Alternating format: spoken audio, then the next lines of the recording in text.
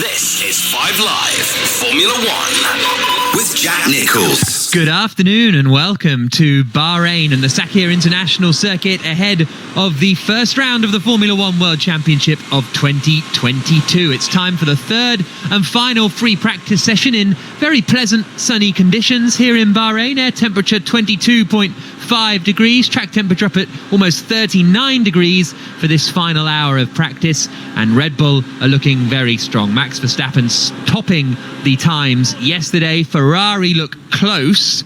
Mercedes do not look quite as close. Alongside me in the commentary box is not only the BBC's chief F1 writer Andrew Benson, but also the former Mercedes Formula One test and reserve driver and now Jaguar TCS racer in Formula E, Sam Bird. An interesting third practice coming up, maybe a bit unrepresentative because of the conditions and all of that kind of stuff, but Red Bull seem to be on the front foot, Sam. Indeed. Hello, everybody. Yes, Max Verstappen is kind of out in front as he finished last year.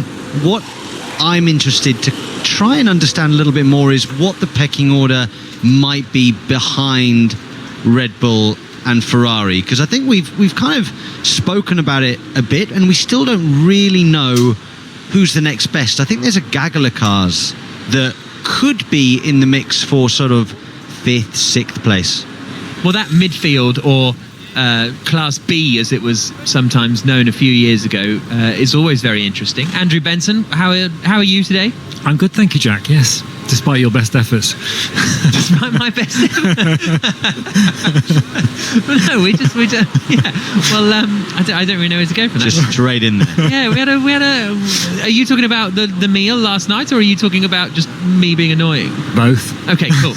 What have you learned since we were on air yesterday? What's the big thing you've learned in the last 24 hours? So to answer your questions about the pecking order behind Red Bull and Ferrari, it does appear as if Mercedes, Alpine, Alfa Romeo, and maybe McLaren and AlphaTauri are pretty closely matched, and they all appear to be in a little gaggle that's quite hard to separate at the moment because of fuel loads and engine modes and not being sure about those.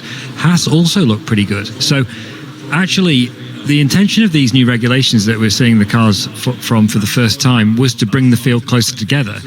It does look that generally it has kind of brought the field closer together, except a bit concerningly perhaps for Red Bull and maybe Ferrari. Red Bull appear to, everybody's going Red Bull are ahead. The only question is, how close can Ferrari get to them? And what do you think? Well, yesterday Charles Leclerc was more or less as quick as Max Verstappen on one lap, and more or less as quick as him on his first lap of a race simulation run, but he only did one real lap, whereas Verstappen did several.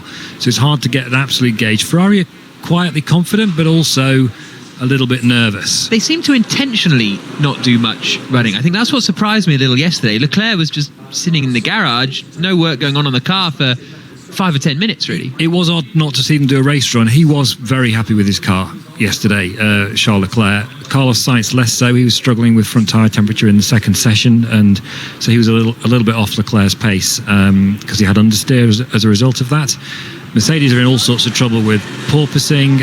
Russell, actually, the GPS traces, Jack, suggest that the Mercedes is basically as quick as the Red Bull, except in turns 1 and 2, where it's losing 4/10. And that's all to do with this porpoising phenomenon that we've been talking about, the aerodynamic bouncing on the straight, which Sam could talk about in a bit more detail now. That's affecting confidence under braking, which is then affecting cornering speed, and it's all a bit of a cycle of pain down there for Russell at turns 1 and 2. Hamilton was down in 9th place, but that's unrepresentative for him because he had a DRS failure, so that's half a tenth or possibly more that he's got in the bag because of that. So the two places that George Russell was losing, looking at it, is obviously turn 1. So when you go into turn 1, you're nearly at terminal velocity, you're over 200 mile an hour, and it's quite bumpy just before the braking zone. When you watch the car, when the Mercedes goes over a bumpy area, it really does this porpoising effect far more than other cars. There is also a bump just before the braking zone in turn 15. So the question is, okay, this track specifically has 2 areas where the murk is affected, and it's showing on the data. When we go to other circuits that are smoother before the braking zone, will we see a more competitive Mercedes? It's an interesting question. I mean, Toto Wolff was saying basically that all these cars are designed to be able to run low. to get the optimum downforce levels. Their problem is they can't run it that low without the porpoising starting, and it's a question of how low can you get your car before the porpoising starts to affect you, basically. When I spoke to Lando earlier, they are very stiff on the setup. They have to run stiff, and you can hear it. You can hear the plank of the car scraping all the time, but then the frequency of the porpoising sounds very different to that of the Merc. They sound, as you said, slightly higher, but slightly softer as well. So the ferocity of their car moving up and down seems a lot more than, I've got to say, all the other cars that I've seen. That's correct. I think Red Bull basically don't seem to have porpoising at all. That's why they've got such an advantage. Ferrari have got it pretty much under control, and then the rest are sort of all in a sort of spread, and with Mercedes pretty much at the back. And the only designer that has worked on a ground effect car before is Red Bull's Adrian Newey. There we go. I was having an interesting chat actually a few weeks ago with John Watson, who was an F1 driver in the 70s and 80s, and he was chatting a bit about ground effect, and he was saying there was a point where the team was saying to him he was running the car as low as possible, and obviously it was different in those days because of skirts and stuff, but I just found it interesting. And I think it was when he was with Alain Prost, and Prost was going so much quicker than him, and they said, you've got to raise the front ride height by like a load, and he was like, no, because I don't want an aeroplane crash and the front goes over and everything. But eventually they did it, and that allowed more air to go under, so therefore you had a more stronger effect from the ground effect. So there's so much, and that's the kind of, it's different to the porpoising, but it's that sort of cycle of the air goes under, then it stalls, then it goes back in, then it stalls. It's that almost counterintuitive in some ways that the teams are kind of getting involved with now. For those of you syncing up, 58 minutes and 3, 2, 1, 0. 58 minutes left on the clock. And just a final point on the porpoising, it's interesting that despite all the team's high-tech simulation tools, it's apparently pretty much impossible to simulate a porpoising effect in data, or in the wind tunnel for that matter. So they're working on it a bit blind, and that's where I think Newey's expertise and experience has helped Red Bull, because he's got first-hand, as you say, Jack, very different cars. They had skirts back then. They're trying to create kind of virtual skirts with airflow these days. People are wondering why I'm talking about skirts on cars. Go back and look at some cars from 1980 and 1982. You'll see that the sides of the car touch the ground. That's to seal the side pods. And now they're creating airflow across the edge of the side pods to try and have the same effect.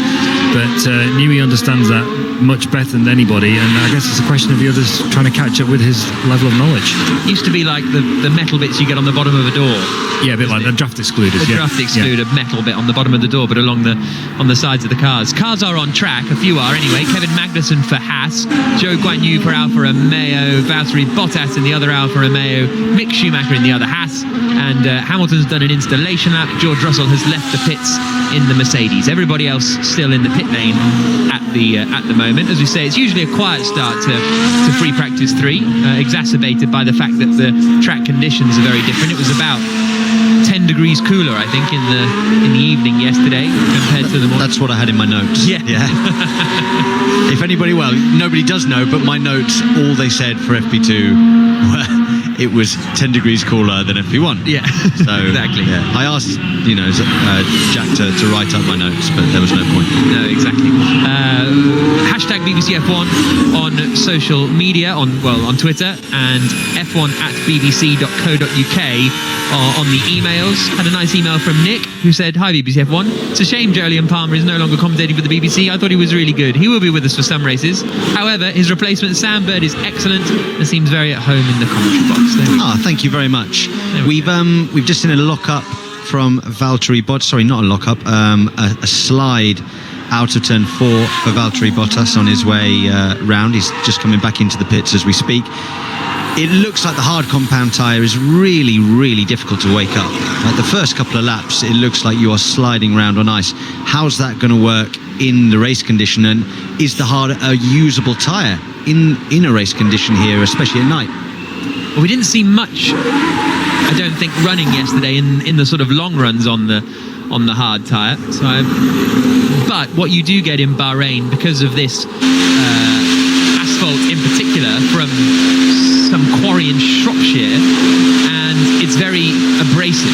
So it's quite. Bahrain is always one of those that feels like the perfect strategy race. Some do a one-stop, some come at you with a two-stop. We've seen it so many times. What Bottas chasing down Vettel in 2019, and then same with Verstappen and Hamilton, or similar anyway, last year when they sort of crescendoed at the end. So I think that'll be something to take into consideration. And although they might not be wanting to use the hard tyres right now, you often find that the hard is a really favoured tyre in the race. Mercedes particularly always like the hardest of the tyre compounds for races because of its consistency and durability. These Pirellis are very sensitive to temperature, and although we don't have a definitive read on these new tyres, which are not meant to be sensitive to temperature, it does look like that unfortunately they are still. Just because hards are difficult to run now over a one lap or two doesn't mean that the teams won't fit them in the race. They almost certainly will. 54 minutes left on the clock, 54 minutes and 6 seconds. Charles Leclerc is now at the wheel of his Ferrari, getting ready to head out. So interested to see what Ferrari can do this season and whether they can maintain a title fight, because they've started strongly. They've won a sort of reasonable number of opening races or early races in the season, not last year, but sort of in that 2016 to 2019 period. But the championship challenge would always fall away a little towards the end. You think most notably, of course, of Sebastian Vettel's crash at the Hockenheim German Grand Prix in 2018. So I think for Ferrari it's going to be interesting to see what they can do. But they had good progress last year. They sort of seemed to get better and get stronger or at least keep that same level of competition and didn't necessarily fall away. Yeah, they continued to improve throughout the year. I mean, the year before was a disaster, wasn't it? I mean, they came off a year where clearly they had something in the back pocket with the engine that wasn't totally like kosher. They then had a very difficult year. Last year was a rebuilding. And this year again, it's quite exciting seeing the red cars up the front again, or have the potential to be running right at the sharp end. They haven't won a title since 2007, which is staggering really, considering you see Ferrari as one of the dominant forces within Formula One. And that's a long period of time to go without a title. That is what they do, though, isn't it? Because before Schumacher won the title in 2000 for them, the last title was Jody Scheckter in 1979. So they do sort of hit these rich veins of form, of which 2002, 2007 was certainly one of them. Yeah, and one of the reasons Ferrari made such good progress during last year was that they introduced an upgraded hybrid system in their engine in the sort of last third of the year, which was done with a view to this year when they've also introduced a new engine to go with it. And the word in the paddock is that Ferrari have made a really significant step forward on engine performance and may even now be ahead of Mercedes as a result, which is why I think we might be seeing, let's not forget, we've been saying Haas and Alfa Romeo look quite handy. They've got Ferrari engines, remember. I think the question is the Ferrari quite up to scratch in the corners? And that's what we don't know compared to Red Bull. Speaking to Frederic Vasseur, he said that he was very happy with what they'd produced in the back of that car. So for sure, I think the engine side they're looking pretty strong. Yeah, Fred Vasseur, the Alfa Romeo team boss, of course. And your old boss? He was my old boss back in 2010. Was he a nice boss? Brilliant boss. Really? I've got to say, really, it's no surprise that he's in Formula One. I have only the utmost respect for him. It was a great relationship. I drove for a team called ART in GP2, and it was myself and Jules Bianchi in the team, and it's one of my fondest memories in motorsport that year. Oh, lovely. Yeah. Well, that's good news for Ferrari, as you say. Haas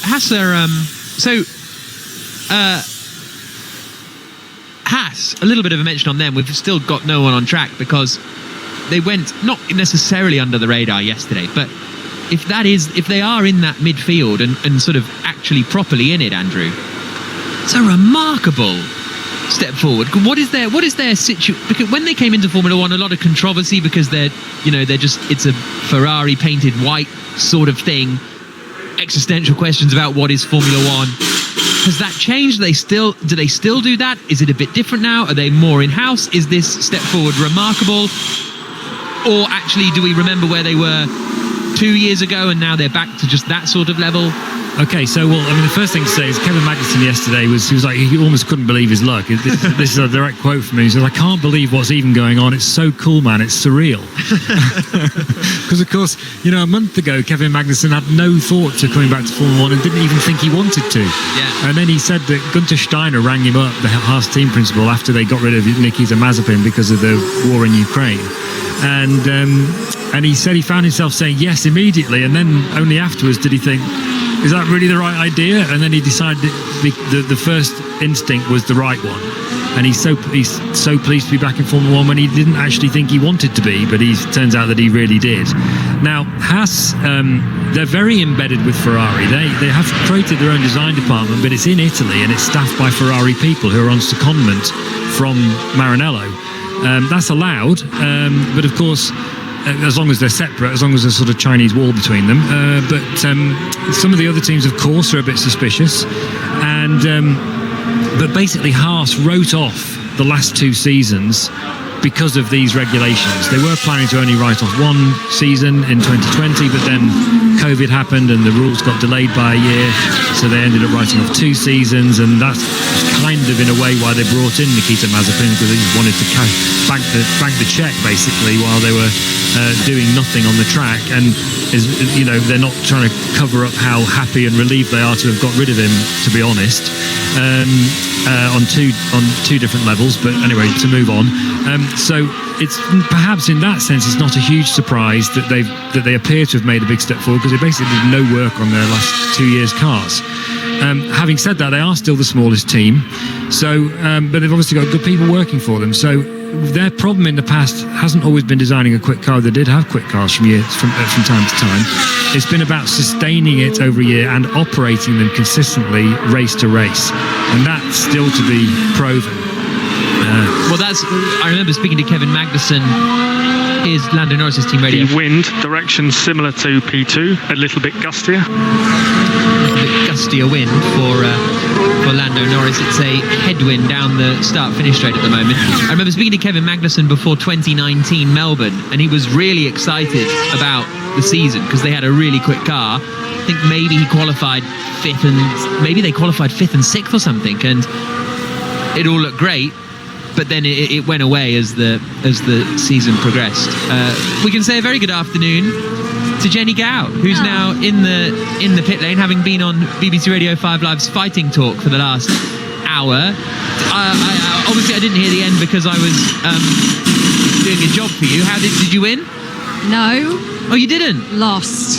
How disappointing is that? Did you get to the final? Yeah, I did get to the final, but I lost on a technicality more than anything, because apparently I've insulted even the whole of the Islam religion. So I think it's gone well. I think my career at the BBC is very safe and everything's good. How's the pit lane? Pit lane's lovely. Pit lane's warm. The sun's shining. It's beating down, actually, in the pit lane. Christian Horner's just standing to my left, having a little natter as he heads over towards the pit lane. Cars are looking incredible. And as the sun sets later on, they will look even more incredible. But Max Verstappen just putting his helmet on, buckling it up, and getting ready to go in the car. This session is always a bit of a weird one because nobody really wants to go out. It's so unrepresentative of what they're going to be in tomorrow and for qualifying. But they will get there in the end. Yeah, absolutely. We've got Lando Norris across the line now to do a lap time, a 1 minute 36.317. And if we compare that to yesterday, Max Verstappen's fastest time, a 1 minute 31.936. So we are plenty away off the pace at the moment. Lewis Hamilton is coming down towards the final corner, very wide actually, almost over the white line on the exit of the sort of halfway down the straight, then turns it into the right-hander on the power, bit of a twitch, and comes across the line, and he goes to the top of the times here, Hamilton, on a 34.256 on the soft tyre, but none of these lap times particularly remarkable at the moment as he comes down in his fluorescent yellow helmet into the first corner, having set that lap time. Now looks like he's backed off a little bit as he sweeps through the right and through the left. Race director Niels Wittig has said that track limits for the whole season will just be the white lines on the edge of the circuit, which is very pleasant and simple, Sam. It is. It's quite refreshing, isn't it? Just a general rule for the whole season. White line, if you go over it, you get punished. And I think that there's no complaining now. I think that, it used to be a case of, but at this circuit we need to do this corner and this corner. Now, just one rule, very, very simple to follow.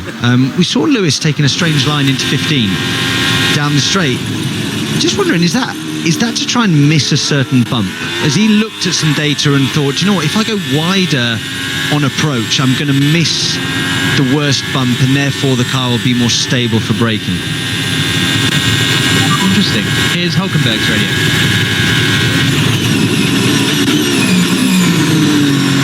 Here isn't Hulkenberg's radio.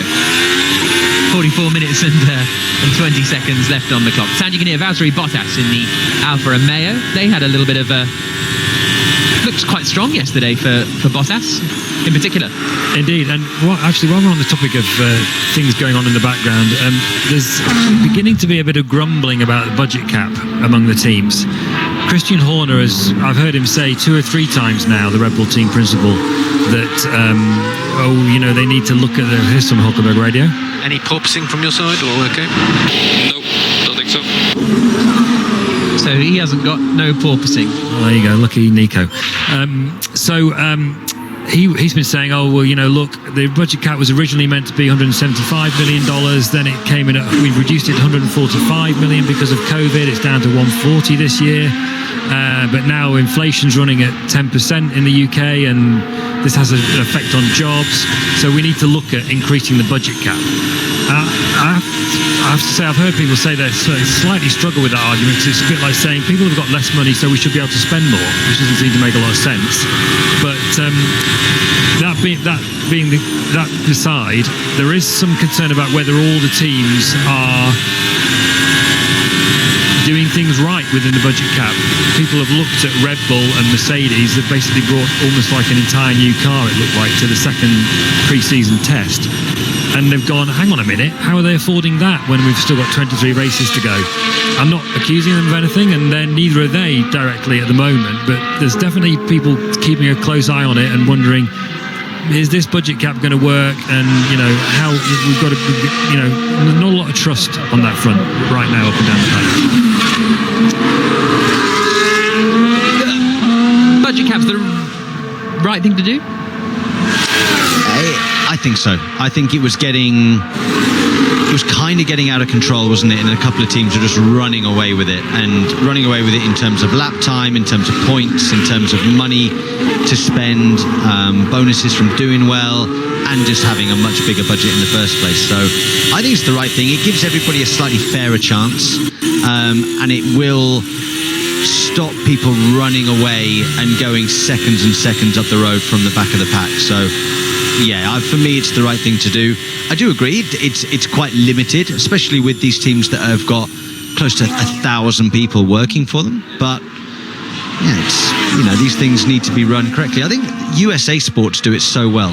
They do have a budget; they have to stick to it, and there seems to be more people that can compete than traditional Formula One. Yeah, that's very true. Across the line comes Charles Leclerc in the Ferrari. He goes quickest now, 1 minute 33.797. Still 2 seconds adrift of the fastest lap times from yesterday. He goes half a second quicker than his teammate Carlos Sainz, who went fractionally quicker than Lewis Hamilton. Russell, Bottas, Zhou, Norris and Hulkenberg, the other 8 drivers to have set a lap time. Norris out on track. Ricciardo still in the pits, and he lost quite a lot of running yesterday, Jenny. He did. He had a water leak issue yesterday, so the team have worked overnight to try and fix it, but they didn't want to break curfew. Curfew is the time that you're not allowed into the pit lane or paddock complex as a member of the team. If you break that curfew, okay, you get some jokers, and there are more jokers this year than there have been before, but they've already used up one, didn't want to use up another one this weekend. So they've waited, and because this session isn't too representative, I suppose it's not the biggest hit in the world, but the water leak problem this morning now fixed. Brake pedal is in the long. Has a bit of trouble. Quite a bit of trouble. Okay, we've got some used material on. Should bed in. A long brake pedal for Perez. Yeah, as his engineer though said, it's used material, so it's kind of to be expected, and it will improve. So So yeah, I presume that those are the pads, so used pads on whatever discs they're running, and they should match up very soon. Perez into the final turn at 13 on the power, out across the line, and he's not going to go to the top of the times here, Perez. He's going to go 0.3 slower than Charles Leclerc, a 1 minute 34.160 for the Red Bull driver. Pierre Gasly now is coming down towards the final corner. Nice new helmet this year, I think, for Pierre Gasly. It's a bit different from the sort of classic Red Bull looks that we've seen so often from Red Bull drivers, as Gasly comes out of the final turn and across the line. It's almost like something from the sort of early 80s, isn't it? When they had the sort of more classic, simple, bold designs for people. There's still a bit of Red Bull overestimation on there, like there is with all Red Bull helmets. But it is nicely aesthetically pleasing, that one. See, from afar, I think it looks a little bit Nick Heidfeld BMW 2006. Yeah, very true. Jenny. Speaking to Sergio Perez ahead of this weekend, it was really interesting talking to him about the final day of testing at Red Bull and how the car just looked incredible. And he said it was like nothing he'd ever experienced before when he jumped in that Red Bull for his lap, which was earlier on in the day than Max's. And he just said it was just like everything was perfect. And you can see at that Red Bull team just how happy they are. There's a feeling there of the fact that they've done a really good job over the winter. And when Dr. Helmut Marko is smiling on the side of the garage, you know they're in good form. But it'll be fascinating to see, what Perez can get out of that car and what a season he does have this year. Yeah, he's going to be very interesting to watch, especially his comparison with Verstappen, Perez, because he did a lot of good sort of wingman play last year, in particular in Turkey and in Abu Dhabi. But it was going to be interesting to see what he can do versus Verstappen this time around. I was just about to say something and I can't remember. Oh, it was a big slide for Lando Norris coming through turn 7, wasn't it? We haven't seen anyone spin off that. There tends to be I think Mazepin had a couple of spins there last year. I think someone else had a rotation. Maybe Gasly went off there, I think, in practice last year. It's the kind of corner where the car's so loaded, as we see. Max Verstappen's just put in a huge first sector, 3.5 tenths up on Leclerc. So this could be a big lap from Max, putting down a marker really before qualifying. That corner, you're loading the car really, really heavily on the right-hand tyres, and then when it goes big time and very, very suddenly. So it's a snap more than a slide. A slide is quite easy to control and nice. A snap is not fun, and that was a big swapper. We also saw the car covered in paint on the front right of the front wing, and that isn't a mistake. That's where they put a thing called Flovies on the car, and then the aerodynamicists will take data and have a look at how the air is flowing over the car as Max Verstappen comes towards turn 15, 2 purple sectors. We're expecting this to be a very big lap. Here he comes then, out of the final corner, across the line for Verstappen, and he goes to the top of the times, a 1 minute 33.035, 8 tenths pretty much quicker than Charles Leclerc on his first lap of the session, Max Verstappen. So there's a big one. Gasly's helmet this weekend is actually showing his support for Ukraine. It's blue on the top and yellow on the bottom, hence the sort of Heidfeld vibes from 2006. So really cool helmet there from very good Gasly. His teammate Yuki Tsunoda in the pit lane, Jenny.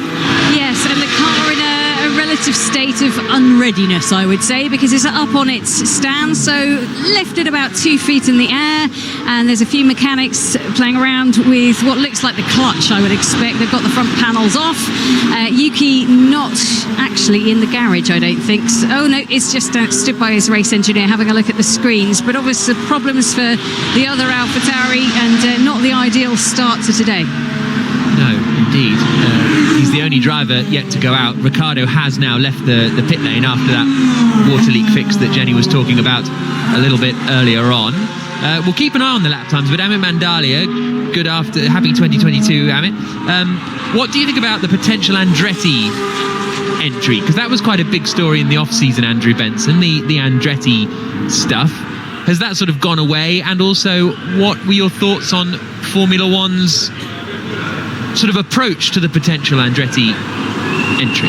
Okay, so people may remember that Andretti was in talks to buy Sauber, which is here's Russell. Feeling massively comfortable with the car. So much understeer, apex low speed. So a lot of low-speed understeer for Russell, which, considering he lost 4/10 in turn 1 yesterday, matches up. Yeah, exactly. Sorry, back to Andretti and Sauber. He was in talks to buy Sauber last year, and they fell through in the end. Sauber decided they didn't want to sell. But Andretti, Michael Andretti, that is, son of Mario Andretti, the 1978 world champion, he's still very keen to make it into Formula One. And Mario announced on social media a little while ago that Michael was very serious about his entry into Formula One. Well, he might be, but the problem is that there's not really room for him at the moment. This new Formula One structure was created with the idea of 10 teams, basically. Any team that wants to come in has to pay a $200 million fee, which is basically a way of squaring off the other teams so it doesn't dilute, so they don't suffer from the dilution of the prize fund.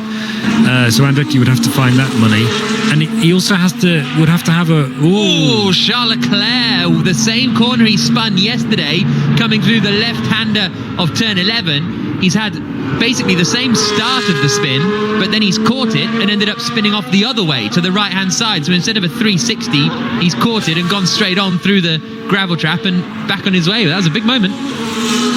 Yeah, that corner seems to be catching him out a little bit. As you said, in FP1 this happened, but it was a more sudden spin. That was, again, like you said, it loaded up on the right-hand tyres, then he caught it, it went to the left-hand rear, and then it's just pitched him into a spin to go right. He was a little bit wide on the curb, wasn't he, Sam? I think that was what caused it. Yeah, you don't want to get on the curb on the exit of that corner. You find actually that throughout the race, people tend to take a slightly narrower line to look after that rear right tyre.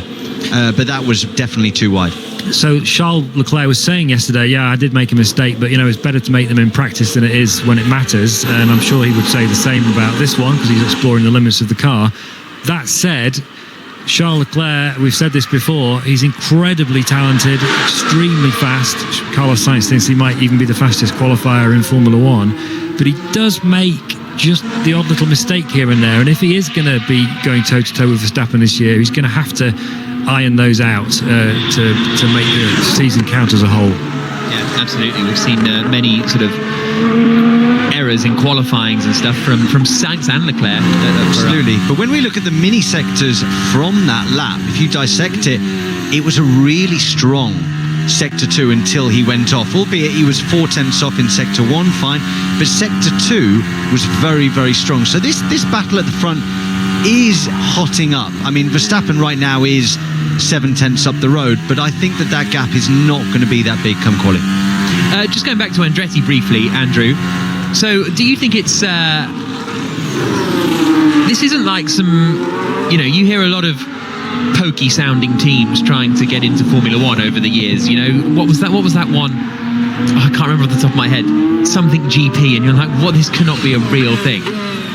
But Andretti is a proper team, proper heritage, and if they were going to do it properly, surely it's better that they're in Formula One. It's pretty kind of, especially in the days where, a Haas a bit wobbly, this people a bit... Okay, most of the teams now are getting a little bit more secure, I would say, but there were times when Haas were wobbly and Sauber were wobbly and all of that. Is it just a bit short-sighted or a bit gatekeepery to keep exciting teams like this out of Formula One? Well, it's not about what I think about it, and I'm not going to tell you, but because I'm just one man with an opinion. Yeah. I'm not even sure I have a particularly strong one on this one, actually, as it happens. And you're barely one man. Thank you very much. But that's the existential question, though. They're trying to solidify the sport, and they've created this financial structure. The budget cap, the idea of making all the teams sustainable with prize money, payments and everything, and they've based that around 10 teams because there were 10 teams. They were committed to Formula One. Now, so you bring in an 11th, there's still the same pot of money. It then has to be distributed to 11 teams, otherwise it's not fair. You can't have one team that's not getting prize money payments, although Bernie Eccleston did operate a system that was basically like that, which is why some of the smaller teams struggle so much in the past. So it's a decision they've made. It's not to say they won't let another team come in the future, and you are right, Andretti does seem to be a very solid prospect, but they don't seem that keen on it at the moment, Formula One and the FIA. F1 journalist Jimmy Roberts reminds me it's Stefan GP. That was it, that we're going to be getting stuck in. Halfway through the session then, a few more laps coming in now, this time from Carlos Sainz on the soft tyre. Verstappen is still fastest, Leclerc second, Sainz still third, didn't improve on that lap, went a tenth slower than he managed previously. Perez is fourth in the Red Bull, fifth is Hamilton, sixth is Kevin Magnussen in the Haas, seventh is George Russell, eighth is Valtteri Bottas, ninth is Mick Schumacher, 10th is Zhou Guanyu, then it's Albon and Latifi looking, well, I was going to say a little stronger for Williams, but they are 7/10ths off the Hasses. And then we've got Gasly 13th, Norris 14th, Alonso 15th. I cannot turn the steering. There's just something wrong. Okay, we are checking the car. Something smells like oil. Ocon, Ricciardo, Stroll, Hulkenberg, the 19 drivers to have set the lap time. Sonoda wasn't going out of the garage, then he was, and then he couldn't turn to get out of the garage, Jenny, so his troubles continue. Yeah, they've had a hydraulics issue, so they were just trying to look at the hydraulic pump and try and resolve that, but a frustrating start to the day for Yuki Tsunoda down at AlphaTauri. And I've just made my way up to the Ferrari garage. Charles Leclerc, car's back in the garage. They've got one of those little air blowers that they're using, I think, just to help for where he did the spin and maybe just clear out some of the system. So that's where he is at the moment. But just on the subject, you were talking about his spins, how he put together a great lap until it went a little bit wrong. When I was speaking to him yesterday, he told me that he has matured as a driver. He's in a far better place and he is ready to have a championship car potentially underneath him. He thinks if that opportunity had arisen before, he might not have been ready. It might not have gone so well for him. But now he says, I've learned a lot. My driving style, everything about it is different. As I just get shuffled away because I think Carlos Sainz is about to come in and the mechanic didn't want me to get run over, bless him. So yeah, he reckons he's in a very good and strong place, but he's not in the car at the minute. I presume you always feel more ready as a driver. Every year you feel more ready for and better than last year. It's a continual process, I suppose. Yeah, experience does count, and you do feel more and more prepared every year. When you come in as a rookie, it's quite difficult, and especially that first race or two, you don't know what to expect. Some people, you can throw them in the deep end and they swim. Some people, it takes a lot longer for that to happen. We actually just saw an interesting thing on the live feed with turn 4 analysis, Leclerc compared to Hamilton, and Hamilton is really strong at turn 4. So that car, when it's a stable braking platform, looks quick, and Lewis is able to be quick. Yes, but the problem is there isn't a stable braking platform at the end of the main straight or at the end of the penultimate straight, is there, or the final straight, if you like, depending on how you want to describe that one between the last two corners. So it kind of underlines what Mercedes have been saying, which is that we think here's some Albon radio. The fronts were gone after 4 corners. The fronts were gone. So that's Albon saying that the fronts were gone after 4 corners on his soft tyres, presumably doing a sort of quali-esque run at that point, but not ideal for Albon. Continue about the new, more durable Pirelli tyres. Yeah. So basically, Mercedes have been saying we think there's a lot of potential in this car, but we're not in a place where we can use it all the time, and it's because of what we've been saying periodically through the last day and a half. The car has this porpoising problem in certain conditions, particularly at the end of long straights, and they need to get on top of that before we're going to see exactly how quick this Mercedes is going to be. The problem is, I think, that from what I'm hearing, it could well be 5 or 6 races before they do that. Well, it feels like you need a sort of redesign of the car almost. It's going to be a redesign of the floor edge, I think, is the main bit, probably, because that's where it's the floor that the problem's coming from, and it's the floor edge. If people are watching TV at all, they'll see that the floors along their edges have a whole load of bumps and cuts and little twiddly bits, and they're all aimed at creating this seal I was talking about before between the floor and the ground to stop air escaping or getting in, to make sure the venturis work, the tunnels that is under the car work as effectively as possible. If you haven't got that seal working properly, that can have very bad effects and impacts on the porpoising. And as I said yesterday, if you want to read a bit more about this in detail from someone who does actually know what they're talking about, we've got an article on the BBC Sport website by an actual Formula One aerodynamicist, which explains it all in a way that's very understandable. Seals and porpoises. What a... Indeed, yes. Why is it called porpoising?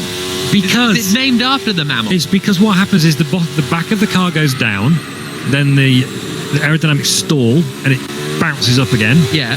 And then it comes back down again. So the car's it's rocking.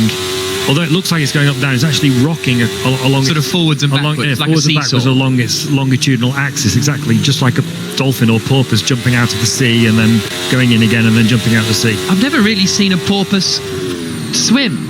You've never seen pods of dolphins jumping out of the ocean? I've seen dolphins, but we're not calling it dolphining.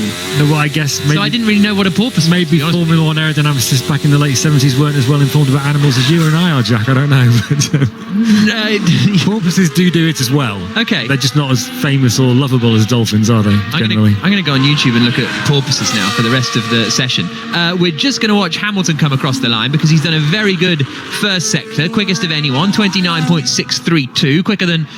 well, anyone, and quicker than Verstappen by about 0.03 of a second. His middle sector is a couple of tenths away from Verstappen. He's now into the final corner, the right-hander of turn 13. He's on the soft tyres. Verstappen lap time was set a while ago, and Hamilton comes through now, and he goes second fastest within a tenth of Verstappen. In fact, an identical gap between Verstappen and Hamilton as it was between Verstappen and Leclerc yesterday. But 23 minutes to go. That's a little more encouraging for Mercedes, but yeah, that's the most competitive they've looked all weekend, isn't it? And even probably you'd say through the test here in Bahrain, they've not been that close to the top of the timing sheet. So whatever they've done overnight seems to have worked. For sure, Lewis's car looks stiffer, less porpoisey than it did yesterday.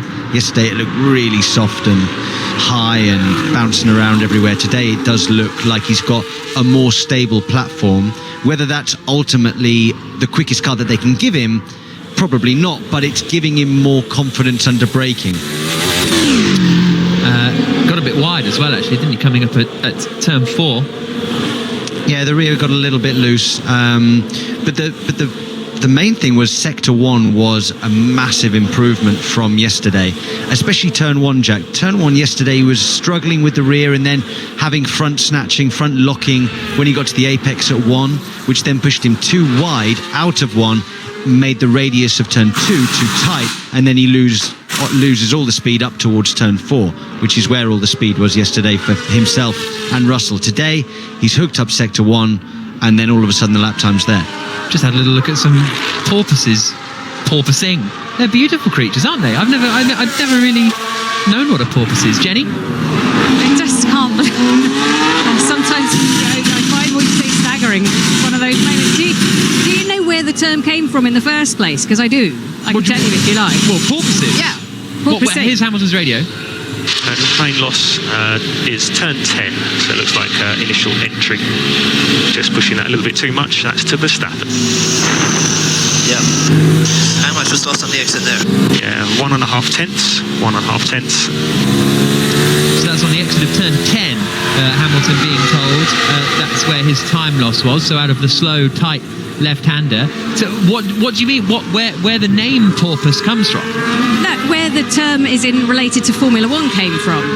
I thought Lewis Hamilton was coming on his radio to tell us, which would have been incredible. But porpoising was a phrase coined by, I think it was Mario Andretti with a Lotus 80, and he was the first person to describe porpoising, and it's stuck since then. Oh, it was Andretti. There we go. I think that was at Silverstone when he was there. Interesting. No, that's great knowledge. That's where it comes from, because I wrote a little bit about it, but I still don't understand why it's porpoising and the actual animal is a porpoise. So it should be porpoising, not porpoising. So You're at it again, Jenny. You've been doing this all day. I was having a coffee with you earlier and you were deliberating whether it was porpoise or porpoise. Well, it's just we're getting it wrong. Jenny, people just say Don't like to do porpoise. People just say porpoise. Like they say Leclerc. Well, yeah, I steamroller over everything anyway. Just a point of note, I'm standing as Perez comes in. Max Verstappen's in the garage at the moment. They've been putting a lot of work to the front left winglet that goes over the front tyre. They've put glue on it, they've put some tape on it for Verstappen. But I just wanted to point out where the garage is for Red Bull.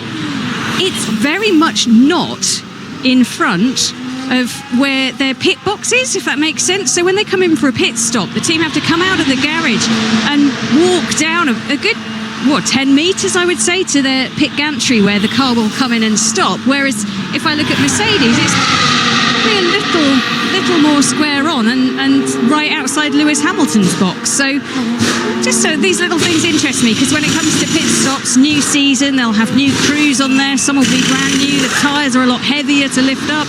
All these things, I think, make a difference. Jenny, why is it offset? What's going on? It's not normally. I haven't got an answer for you. And Jonathan Wheatley, the man who will be able to tell me, is sitting on the pit wall, so I can't even go and ask him. It looks like it's just garage layout or something, weirdly, doesn't it? Well, no, I don't. No, I don't really still understand have it closer up, couldn't they?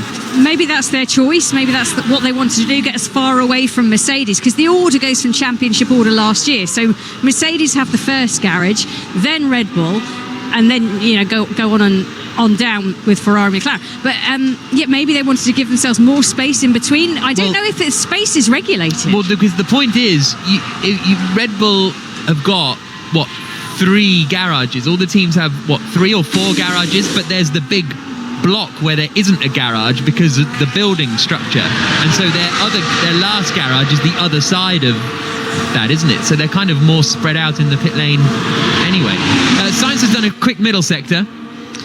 On Sainz's lap, at turn 4, he was clearly all 4 wheels over the white line. So what are the race directors going to do now? Is this lap going to stand? Is it going to... Has he improved? No, he hasn't. Has he improved? Yes, he has improved. So will they take that lap away now?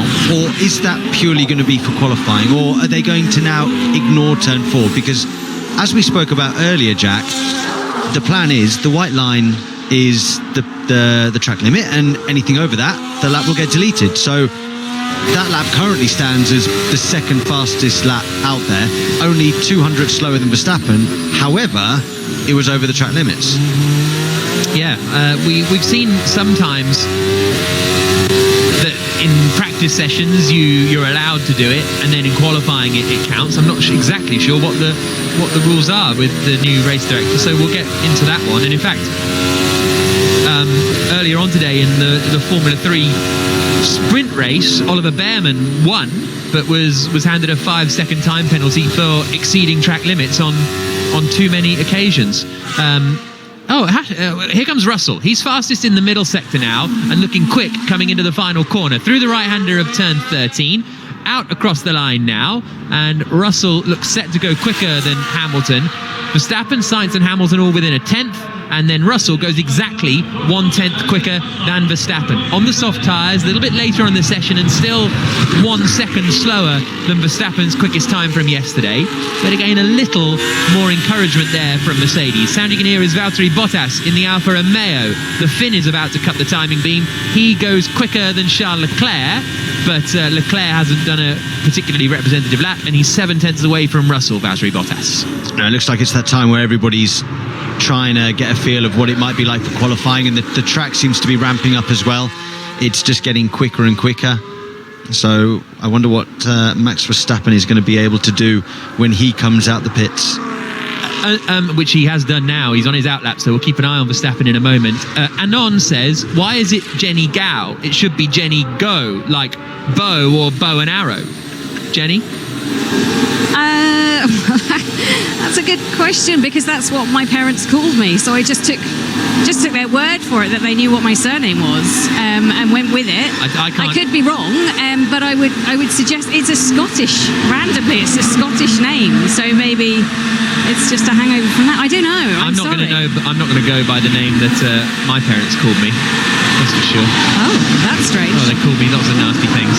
Do you know the best wrong name that I've ever been called was on this show, actually, a while ago. Johnny Goo. It stuck for a while. Thankfully, it's slithered away, but now I've said it might come back. Sorry, guys, while you guys are talking nonsense, down into turn one, Verstappen tried to start his lap and snatched the inside front right and ran deep and wide through turn one, and he's had to back out of the lap. So now he'll do a cool down and go again next lap. Yeah, so Verstappen having a little bit of a mistake. Talking about cooling down, can I just say, why is it so cold in this commentary box? You're in charge of the aircon. No, you're in charge of the aircon. Of the aircon in the car, not in the comms box. It's so cold in here. Any minute, I'm expecting a penguin to walk in. It's terrible. I'll sort it out for you, Sam. Thank you. This is diva move. That's a diva move to just demand someone. Andrew Benson has taken off his headphones. He's walking to the back of the booth. He's changing it from 20.7. How far up's he going? He's going to 21.7. So that's better. As we see Charles Leclerc going through sector 2, nearly 6/10 up on George Russell's best lap. So this is looking good from Leclerc. Yeah, some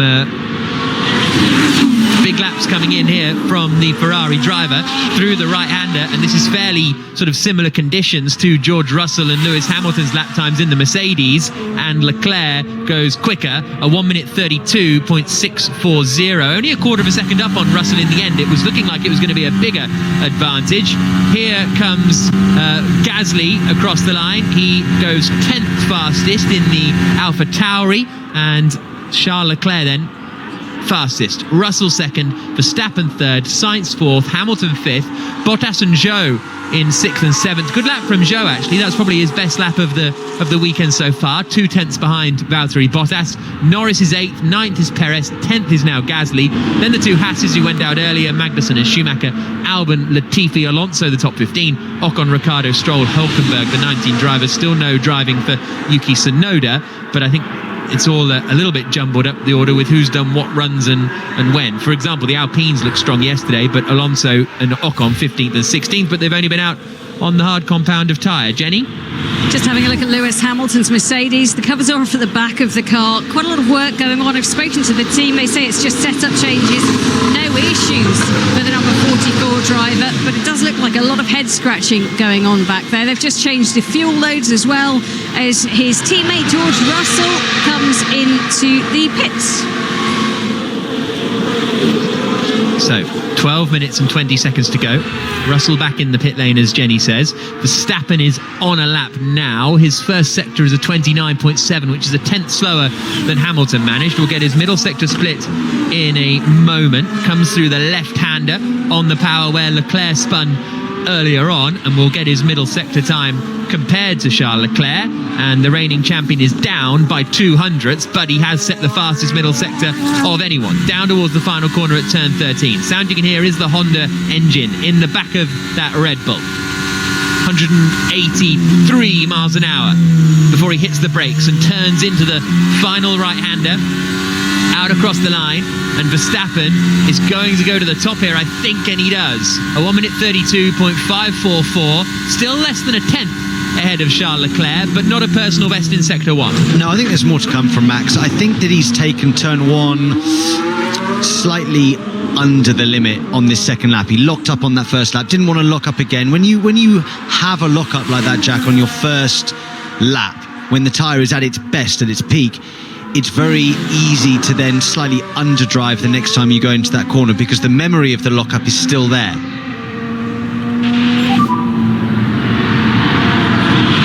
Lap isn't great.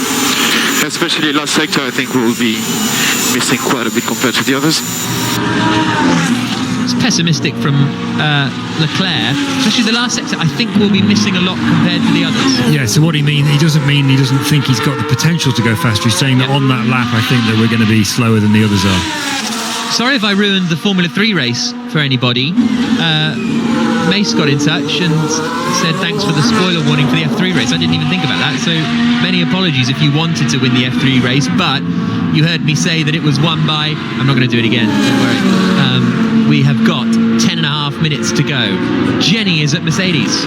I am. George Russell now out of his Mercedes. Don't know if he's just having a little break from the car. They seem to be fiddling around with the seat belts in there. The steering wheel has just gone into its little foam protective cover, and he's standing up having a chat with his race engineer on the side. Still got his helmet on, which is always a good sign. But just having a look at the side of the Mercedes where the gills are, so just behind the mirrors, and it looks like they've blocked a few of the gills up. So these gills help with the cooling, directioning of air as well. And there were, I think, 5 gills on either side of the car now, and now only 2 visible with a bit of silver carbon fibre over the other bits. So interesting to see what they're playing with. I know they had different floor setups yesterday to try and find a solution to the porpoising. So yeah, lots of work going on, and still the mechanics working at the rear end of Hamilton's car. As I said, the team say just set up changes. Gills now. We're having a laugh. Perez is flying through the first sector. He's a 10th up on Max Verstappen, whereas Sam was saying earlier on, Verstappen lost a bit of time. We'll see what he can do around the remainder of the lap. He's coming into turns 9 and 10, then onto the power and along the back straight. But a strong first sector for Sergio Perez. Yeah, solid first sector. Can he keep it up though, Jack? That's the thing. It looks like a very tidy lap so far as we ride on board with him now. A little bit deep through the left-hander, sweeping now through the fast, flat-out right-hander, where he then will cut the timing beam for Sector 2, and he's lost a lot of time, Jack, through Sector 2. Now he's just got to keep his composure, do a decent Sector 3, and he should slot somewhere into the top 5, but after a solid start, that's not where he wanted to be. Yeah, might end up behind George Russell here. Sergio Perez comes across the line now through the timing beam, and he does get ahead of Russell. He ends up 3rd fastest, a quarter of a second down on Verstappen, so he got time back on Verstappen in the final sector as well, but half a second adrift in the middle sector, Sergio Perez. Yeah, and I think that underlines what Sam was saying about Verstappen's potential. Perez did, a decent first sector. He's a 10th and a bit quicker than Verstappen in that sector, but 3 or 4 tenths down in the middle sector. It's obvious Verstappen left a lot of time on the table in sector 1, and so what at the moment is a gap of almost nothing, less than a tenth between Verstappen and Leclerc, should probably be more like 2 or 3 tenths, I would say, as an estimate. I would say so. I mean, looking at the combined fastest sectors, you're looking at a lap time currently of a 32.2. I think if Verstappen got it all hooked up, he would lower that combined fastest sectors to a 32.1, 32.0. I think there's no reason why not, because he is looking fairly strong right now. Yeah, and then the question is, how much did Leclerc leave on the table on the lap that he wasn't happy with as well? I think there's a couple of tenths for Leclerc and definitely 3 or 4 tenths for Max. A struggle at their pit stop practice at Red Bull. Couldn't get the front left off when Verstappen returned to the pit lane. But he is back in the pits now. A 31.9 was his quickest lap time yesterday evening. Jenny? Yeah, they're just putting a bit more tape actually on to Max Verstappen's front tyre winglet. I think that's what I'm going to call it. We haven't really honed down on a name, but yeah, a few bits of this very thick silver tape going on there, and it now mirrors the one on the front left-hand side as well. So yeah, obviously final touches. They've got another set of softs just going onto the car, and he'll be released in just a moment for his final attempt at a quali lap. I think they're called wheel fairings, aren't they, Jen? Isn't that the name that Formula 1's given them?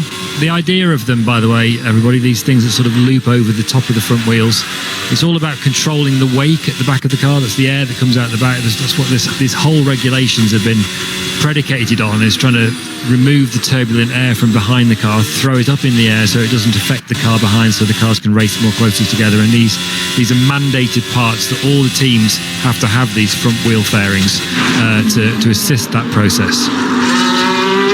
6 minutes to go. Jacob says porpoising is also used as a term by aircraft pilots to describe a phenomenon during landing where the plane bounces on the runway in bigger and bigger leaps, which, in brackets, can be very dangerous if corrective action isn't taken immediately. So that sort of land, I guess the back goes down first, then you hit the front, then the back, and then doingy doingy. So try not to... Looking forward to my flight home now. Jenny. Doingy, doingy, doingy. Which is also a technical term used by pilots, I'm fairly sure. And probably used by me quite a lot as well. Just on those wheel fairings, as we're now going to call them then, speaking to a few of the drivers before the season started, so before testing, they said it makes it quite difficult to see your tyres at the front. And normally you can look out at them and you can tell, like, graining, how bad it is, blistering, all of those things. They said they have to rely on feel a little bit more because the sight line that they usually have is very limited now because of those. I suspect Sam Bird's not got a lot of sympathy for the Formula 1 drivers on that front, given what he drives. I don't at all. We have far more bodywork over our tyres, and we cope most of the time. Although I tend to make some mistakes, don't I, Jack? Oh, no, not that many. Well, I think you're quite good. Thanks. Cheers. Tony says that front tyre winglet should be called a fin, to go with the gills and the porpoising and to keep the aquatic theme. That was nice. Fernando Alonso's just had to stand on the brakes because Carlos Sainz was sort of coming out of the pit lane and just came out right in front of him. So Alonso had to come to a complete halt in the pit lane. Russell is out on circuit now on a soft tyre. No one improving at the moment. In fact, Kevin Magnussen is just improving now. Well, we've just actually seen both Aston Martins go out and do a new soft tyre run, and Stroll has settled into P9, Hülkenberg into P11. It's a bit of a worry for McLaren at the moment, Jack. I mean, Norris is in 10th. Ricciardo just went out and did a similar thing, went out and tried to do a simulation quali run, and he's down in 14th, a good 4/10 off his teammate. Yeah, and after a difficult season last year, Daniel Ricciardo, where the car didn't necessarily suit his driving style with an all-new car, I'm sure he would be hoping he'd be able to get back on top of it. Jenny? Yeah, softs for Lewis Hamilton. The bodywork's now gone on, and the engine you can hear in the back turning over is that of Hamilton. They're just about to send him out. Yep, off come the wheel covers. They lift them just above those wing fairings. Got that wrong, haven't I? Anyway, fairings. And out he goes. Mick Schumacher comes across the line and he goes 14th fastest. Kevin Magnussen is improving. He's now in the other Haas, coming out of the final corner. Not a huge leap, that, actually, from Schumacher. Can Magnussen find a bigger leap? He can indeed. Up into 7th spot for Kevin Magnussen.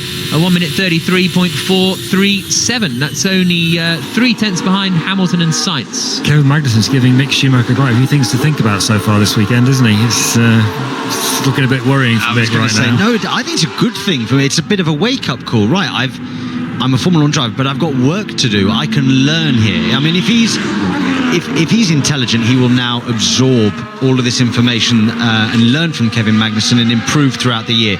Last year, it was a learning curve for him, but he doesn't have much opposition to really fight against, unfortunately. This year, now, yeah, you're right. He has got something to think about, but he will knuckle down, learn and improve, and let's see what happens over the rest of the year. Pierre Gasly coming down towards the final corner now in the Alpha Tauri. He's all the way down in 13th at the moment, and this is an outlap for Gasly, so he's going to put a lap in as he comes down towards turn 1. The DRS is close, actually, so maybe a bit of long running then for Gasly as he comes into the first corner. But at the moment it's Verstappen who is quickest, Leclerc second, Perez third, Russell fourth, 5th for Sainz, 6th for Hamilton, 7th Magnussen, 8th Bottas, 9th Zhou, 10th Stroll, 11th Norris, 12th Hülkenberg, Gasly 13th, Schumacher 14th, Ricciardo 15th, and then it is Alonso, Albon, Latifi, the 19 drivers to have set a lap time, and that incident with Sainz and Alonso is under investigation for an unsafe release, so maybe a fine or some such coming the way of the Ferrari team potentially. So with a minute to go in FP3, we still understand obviously that Red Bull and Ferrari look like the teams to beat around here.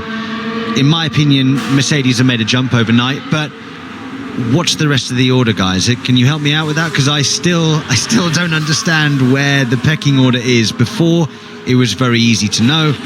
Right now, I don't know where everybody sat. Well, I think that some teams Alpine, for example, seem to have decided that doing a qualifying sim in these conditions is pointless, and that's why Alonso is 16th and Ocon is 18th, and I don't think they've even run a quick lap on the soft tyre. So that's what kind of muddles the picture so much. Alonso's slowing down, I think, just to find himself some track time, or is it just to make sure he doesn't have to do another lap to come across the line? He might be just slowing down to make sure the clock ticks to 0, because we've only got 10 seconds to go. But I think we're in for a very, very interesting qualifying session later on, and especially that battle over best of the rest, and who will be in the best of the rest category as the checker flag falls. I do have to ask, Sam, we've had a lot of correspondence on this over the last 2 days. I didn't want to jump straight in with it, but everybody wants to know your favourite type of cheese. I mean, really? Genuinely, a lot of people. Yeah, like, look, here's of all an email from James. We have a bit of a cheese history on this show, you see. Okay, mozzarella. That's the only cheese. All the other cheese are dead to me. Exactly. I mean, that can be the only one. So, exactly. Margarita pizza all the way. Anything else, get it away from me. And look, I don't want to make comparisons, but Palmer said he didn't like mozzarella, and so I brought him some mozzarella in to eat live on air, and that was some fun. Well, I can achieve that. I can do that. You're for up for you. that? If it's necessary, if this is where we're going with the season, then fine. But I think that we can find other things to talk about and do. Oh no, we will. Cheese. No, but this was the 4-hour rain delay at Spa. We were. Yeah, you were desperate. You were absolutely desperate. Absolutely.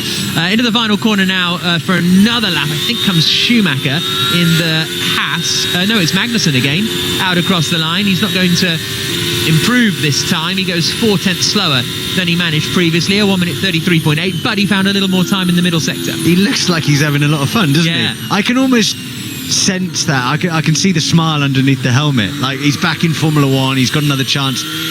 And he looks like he's really grabbing that opportunity by the scruff of the neck. It's great. But it's Max Verstappen fastest again. Charles Leclerc second, Perez third, Russell fourth, Sainz fifth, Hamilton sixth, Magnussen seventh, Bottas eighth, Zhou ninth, Lance Stroll completing the top 10, Norris, Hulkenberg, Gasly, Schumacher, Ricciardo the top 15, Alonso, Albon, Ocon and Latifi the 19 drivers to have set a lap time. No lap time from Yuki Tsunoda due to a hydraulics issue. That is it then. We've had practice done. Tick it off. First one of the season. Next up, 2 hours until qualifying, and this will be the moment where it counts, where the order shuffles around. We'll find out, really, has anyone been sandbagging? What's been going on? Where can these cars qualify? How fast can they do? How immaculate can the drivers be? Jack, I'm so excited. Can you tell? Can you? Yeah. Yeah, I think it's oozing from me. Can excitement. Can anyone stop Verstappen? Like, that's the thing. It's going to be so... Leclerc's been there or thereabouts in most of the running, and again today, less than 1/10 of a second behind, but the Red Bull have more in their pocket. I think that's the sort of wonder. That's a shame, because that's what I was going to ask Sam. Does Red Bull have more in their pocket, Sam? I don't know whether they necessarily have more in their pocket, in terms of engine mode or fuel or things like this, but certainly Max Verstappen has got more in his pocket. I don't think that we've seen the best lap from him as a driver, which is a little bit daunting for the rest of the field, probably bar Leclerc. But what else Red Bull can bring to the table, I'm not sure. Oh, it's fascinating, isn't it? It's just going to be 1 hour of sublime qualifying. Jack, anything else stand out for you in that session that you just want to flag up before we go off air? John Briggs says that Gow is Gaelic for Smith. Yes, that's right. Yeah. Jenny Smith. I thought I was oversharing if I told you my whole life history, but yeah, it is. John Bennett says, oh, for God's sake, guys, please leave the cheese and all the other rubbish alone. Thank you very much for coming back, John, for another year. Really appreciate it. Love it. Yeah, anything else apart from the cheese that stands out? No, just that midfield, just where are Mercedes? I think that's the big question, because Russell looked sort of moderately promising in that session. A couple of tenths off Perez. Okay, still 4 tenths off Verstappen, but a little more in the mix than maybe they seemed yesterday. but we're only going to find out in qualifying. Can they get involved in the top 4, or are they just going to be a lonely 5th and 6th race positions? AlphaTauri, work to do for them, because Yuki Tsunoda did not get out in that. He had a hydraulics line issue, so they're going to have to fix that over the next couple of hours to get the car ready to go out. And remember, that is all we have to wait until qualifying, 2 hours. So come back to us as we talk around what should be, I'm bigging it up. I hope it's going to be an absolutely thrilling qualifying session. You can also, in the gap, listen to the podcast. We recorded a preview and we did a show last night. So both of those waiting and ready for your audible delectation. Let's put it like that. Thank you so much for getting in touch. #BBCF1 if you want to give us a shout out. This has been an IMG production for BBC Radio 5 Live. Thank you for joining us, and we'll see you in a little while for qualifying.